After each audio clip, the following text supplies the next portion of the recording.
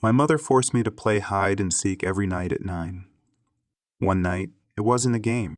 My mother always made me play hide and seek with her. It was just her and me, and we played at 9.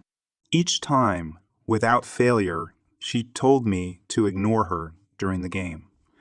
She told me that she would purposefully try to trick me, but, if you really wanted to trick somebody, why tell them anything? We played in the park. I thought this was normal. I knew other families didn't do this, but at the same time, I thought there was nothing wrong with us doing it. I liked the park after all. During the night, the air was so fresh, and it was silent, and the trees seemed larger than usual. She counted down from 100, giving me ample time to run away. My general competitiveness always made me run away, and as far away as I could. I'd find some space behind many trees, and I'd lie down. The park was large, but somehow my mother would always manage to walk past me at least 3 times in those 20 minutes. I'd always hear her speaking as she walked past me. "Come out, Clara.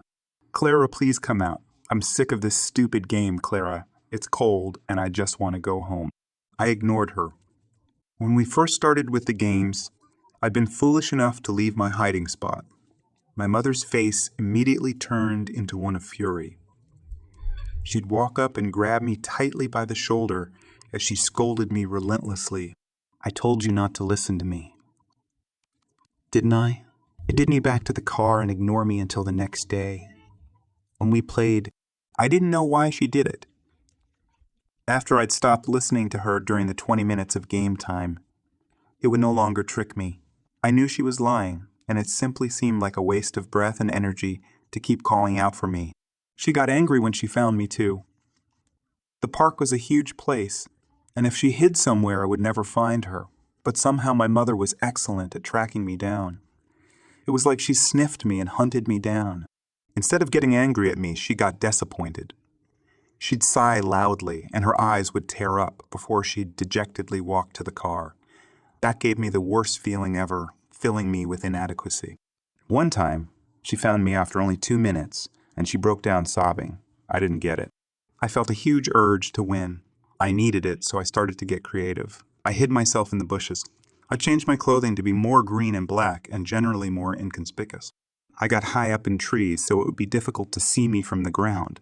I learned how to stay still, really, really still. And when I won, my mother would give me a smile. It wasn't a smile of happiness or a smile of pleasure. It was more a relieved smile, but I felt so proud when I saw it. We'd go home, and I'd have an easy time falling asleep. Then my father came. One day when I came back from school, I saw him talking to my mother. He was almost never home. Actually, I'd seen him twice in my entire life, and my mother never really spoke about him. He was really just a stranger to me. I noticed the expression on my mother's face immediately. It was pale, white, shaking, eyes wide. I couldn't hear what he was saying, so I got closer in towards them. Of course, their conversation stopped just as I did it. When my father stopped speaking, the expression on my mother stayed the same. He turned to me and smiled in a wolfish way. It made me recoil away with disgust. He sneered. He fucking sneered. I thought it was normal. That was how my classmates acted after all. Later that same day, when my father was off in the toilet, my mother got close to me and whispered, "Don't come out." Not even after 20 minutes. My father got really energetic right before bedtime. I thought we'd skip the whole hide and seek thing. My mom looked really sick, and looking at the clock, she said, "Let's take a trip to the park." I immediately noticed that she didn't mention hide and seek. "Why?" my father asked. "Why not? Get some fresh air, maybe." "Fine," he said. "I like 'em active anyway." What the hell did he mean by that? Mom told me to change with a certain look, and I caught what she meant immediately. Put on hiding clothes. After doing it, we got into the car, and we drove to the park. My mother was silent the entire way, but my father hummed. We walked together in the park for a while, my dad mumbling about work. I don't remember much of it. Honestly, it didn't sound like any job I'd ever heard. Then suddenly my mother pointed at a tree in the distance. I noticed that it was the same tree she'd found me hiding behind the last time she'd caught me. These trees get so old. Then they die. It's a shame they're stuck in place, unable to get away from the virus. She was saying, "Get away and hide." "Death is the way of all living things," Dad said. "No need to fear it." "I think I saw a squirrel in that tree," I said. "I'm gonna go check it out." I disappeared into the forest I'd grown well acquainted to.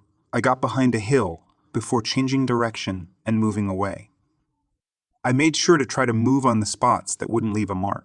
I needed to get far away before they noticed something was up.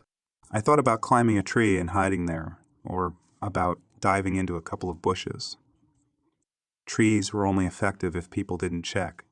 Bushes worked great, but you'd have a small, if no view of your surroundings. I chose the bushes, jumping into them, and trying to control my breath. After a couple of minutes, I heard my parents walking in the distance. "Clara!" Dad shouted. "Where are you, sweetheart? If you're hurt, please say something and we'll help." "Clara," Mother said. "Clara, can you hear me, darling?" My heart beat faster. I knew for a fact that I shouldn't leave the bushes. That was the absolute worst thing that could happen. I kept me breathing under check as they moved further and further away from me. Then they came back. "Please, Clara, your dad isn't dangerous. Please come out." "Clara, please, I need to get going soon. Please come out." "Clara," Mom said, "where are you?" "Stop this silly nonsense," Dad said. Their voices eventually faded out. I stayed there, in the same position, for nearly a whole hour. My body started to ache, and I could feel insect crawling around on the back of my leg. I really wanted to leave this position. I heard a stick snap in the distance. It came from behind me. I hadn't heard their voices at all had they just stopped speaking. That terrified me, and I felt I needed to turn around and get a view, but I knew that would give me away. "Clara, stop with this silly nonsense. Come out." I was entirely silent. "Clara, please come out." Her voice was turning more and more desperate, more guttural. Fortunately, it was what sent me to be around 70 meters away from me. But she was a prey ocean. "Clara," Mom said, "I'm getting tired. I just want to go home, eat, and sleep." I stayed silent as the voice grew louder. She was approaching me. "I know you're in the area. It's only a moment of time before I find you. I will skin you.